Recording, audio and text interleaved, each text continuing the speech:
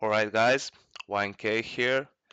So I guess you can call this a pilot episode of something that I wanted to do for some time now. It's basically going a bit more in depth about some of the stuff casters and analysts and people from the community in general talk about on tournaments.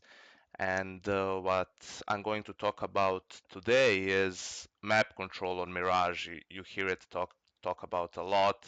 I'm going to try and explain why it is important, how the T's can exploit the map when they have map control, and also some of the ways CTs can fight it too. So this is my first time doing anything like this, so all feedback is much appreciated, and I want to give a shout out to the guys from StatsHelix for allowing me to use their tool to be able to do this basically. So Mirage, we can see it here, of course. The way that cities most standardly play it on their gun rounds is that they'll have, an upper, maybe try to go window room, one guy's towards the stair connector area, two guys going B with one guy coming short later on, and have an anchor player somewhere here, maybe all you could see in the old Fnatic days, all of would always play from this area, or maybe even players going a bit more aggressive in shadow or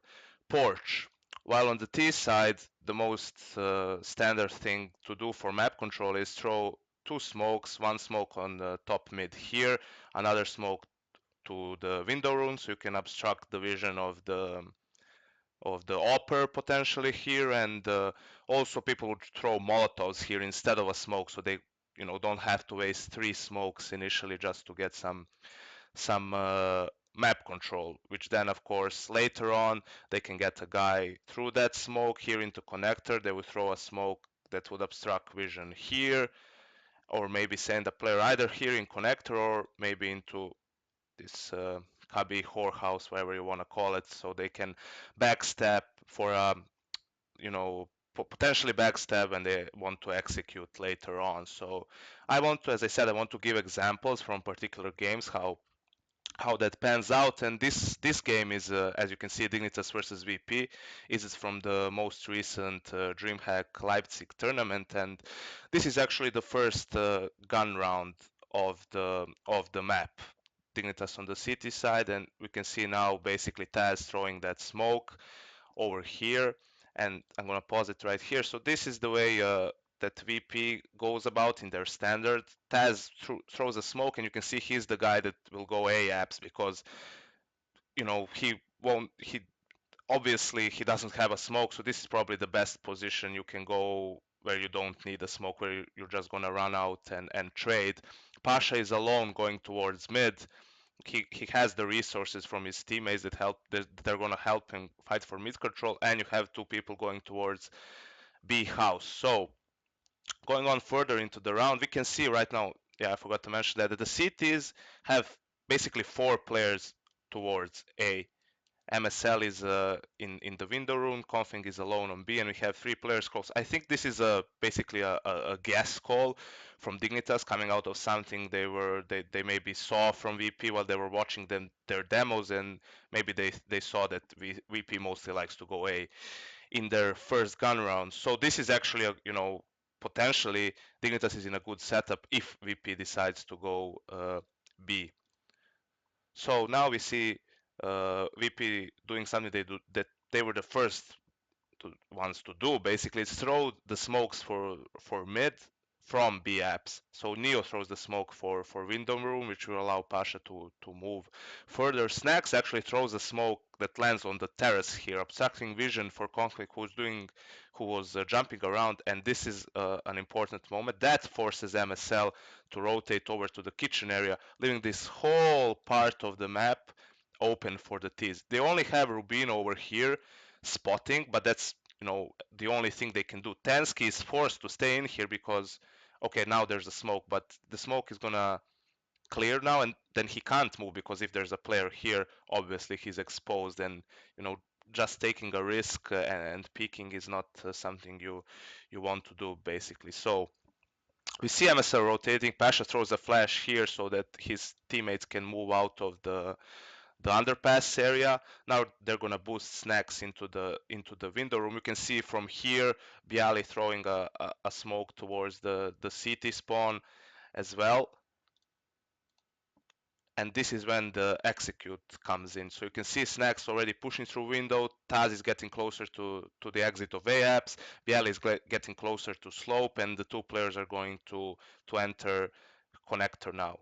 And there's nothing you can see here that there's no map control anywhere else for Dignitas. So they only have these players that are close here, and they're committed at this point. So they have to fight. They can't move right now. They're just hoping for the best, basically. But Snacks is in a real good position already. He has vision here. He knows that there's no one basically playing close connector, so they can probably, they can guess at this point the kind of setup that the cities have, because if there's no one window room, no one connector, no one jungle, no one here on stairs, they're probably going to expect people either shadow, on top of shadow, close slope somewhere here, sandwich area, and probably somewhere around here, and they can't see them anyway, but they can have a pretty clear guess of where the cities are. So now you're gonna see how they're gonna get punished exactly.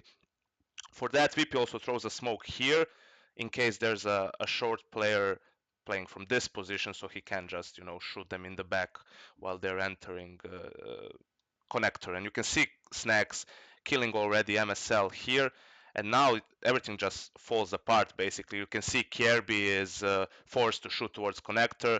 Taz just runs out to trade with him.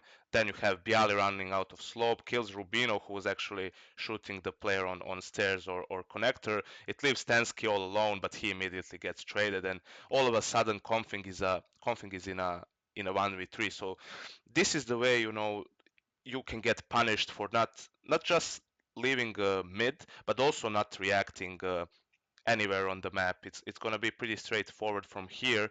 So now I'm gonna move on later into the half when Dignitas actually adjusts a bit more to the mid control that VP was trying to pull off. So you can see basically more or less the same thing happening. Now it's Neo throwing the initial smoke, but you see MSL immediately jumps out of the window room, goes for aggressive peek. Rubino is there as well. Tansky is now on short, so they get the initial info that no one is, behind the boxes.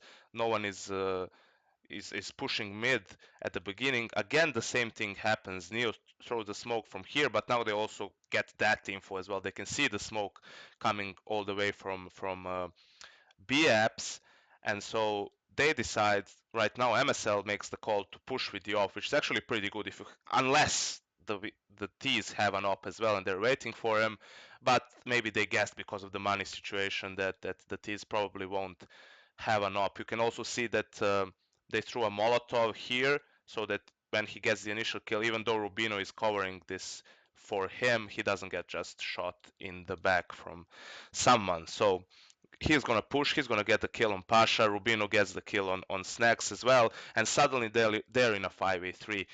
The T's are not close enough to react to this. You can see Taz and Bialy are starting to throw stuff towards the A side, but they're not close enough to actually react, maybe kill Kirby and then focus towards the connector area. Neo throwing the smoke from their usual default is also pretty far away, and I even think that their bomb is still in T-spawn. So this is a good reaction play from Dignitas that shows how you can at times try and fight initially for that mid control and get an early lead. But now this round is going to be pretty straightforward from then on for Dignitas. But moving on to the next round, so the following round, we're going to see a replay of basically something similar that happened in the first gun round, where Dignitas is again going to Tensky throws a one-way smoke here. That's how they wanted to cover mid initially. Dignitas does a good thing. They adjust again, so they sent MSL initially towards B, so he gets this angle towards B apps. He holds that angle while Config is gonna move and get into a more aggressive position here. So he gets more info from here, obviously, than he gets from just jumping around from the van area. So this is what's going to happen. Rubino is playing, and this is also something that's important. if you're doing something aggressively on one side, you want to play passively on the other side because if you push aggressively on all parts of the map, you can get punished for it. I mean, you can get some good info here maybe, but then you will run into more players, let's say on slope, and then it just negates itself. And of course, T's have an advantage where when they're in a, let's say, 4v4 or a 3v3 situation. So this is pretty good stuff from Dignitas right now. MSL is gonna leave config here, then he's gonna rotate towards short. You can also see Dignitas players buying a bit more time with throwing Molotovs, smokes, and so on in other parts of the map, while VP is still executing their standard.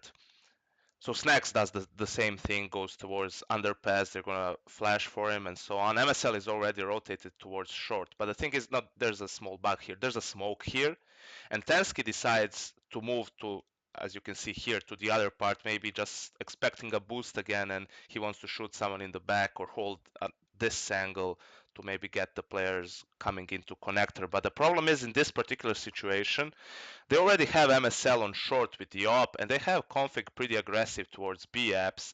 And Rubino is left alone at this point to fight connector if MSL gets smoked off. Kirby is in a defensive position as well, so now you're gonna see what will happen here. The VP guys go for a connector push again, like they did before. They throw a Molotov here because they don't have any more smokes left, so that will provide some cover for Pasha, who only has a Tech 9. You will see he's gonna manage to sneak in with some good timing towards the whorehouse. The position where Rubino is now, he played the same position a couple of rounds before, but he had MSL here. He threw a pop flash. Rubino peeked after that, and he got 2 kills. But now he doesn't have. He has one flash on himself. He doesn't have anyone to flash for him. Kirby is playing passively. He already threw a Molotov here to try and buy some more time so he can maybe get on the ticket booth a bait for Rubino here, so they focus more onto him, but that's not gonna work out. VP is gonna push connector. They trade with Rubino immediately. Kirby is caught by Taz, who peeks at the same time as Bialy does, and as VP pushes connector, and he gets a kill on Kirby, who's throwing a nade towards the slope area. Pasha is in whorehouse. Tansky, as you can see, if he was here, takes him too long to be of any help to his teammates. Imagine if he was playing from this side, he could have been already somewhere in jungle and had a crossfire set up with Rubino, which would be a much better. It would be a much better spot for Dignitas.